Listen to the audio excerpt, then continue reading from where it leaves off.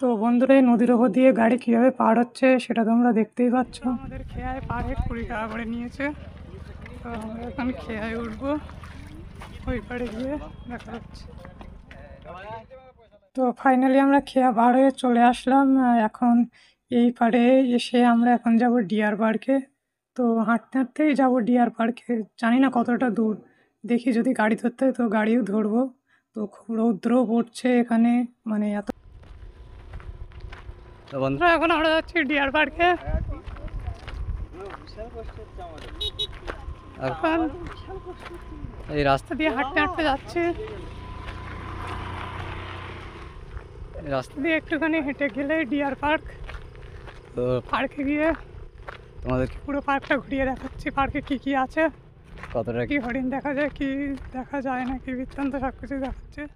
এতটা রৌদ্র পড়ছে যে না পেরে একটু এখান থেকে লেবুর জল খেয়ে নিলাম, খুব রৌদ্র পড়ছে।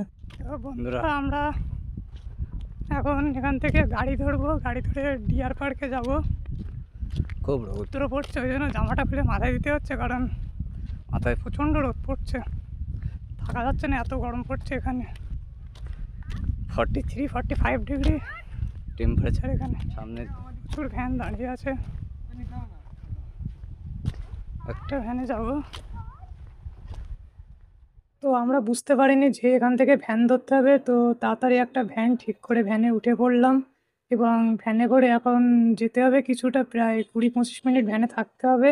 তারপরে আমাদের ডিয়ার পার্ক দেখতে পাবো। তো ফাইনালি আমাদের ভ্যান ছেড়ে দিয়েছে, এখন চারিদিকে রৌদ্রের দৃশ্য দেখতে দেখতে যাচ্ছে, দেখি কতক্ষণ লাগে। 20-25 মিনিট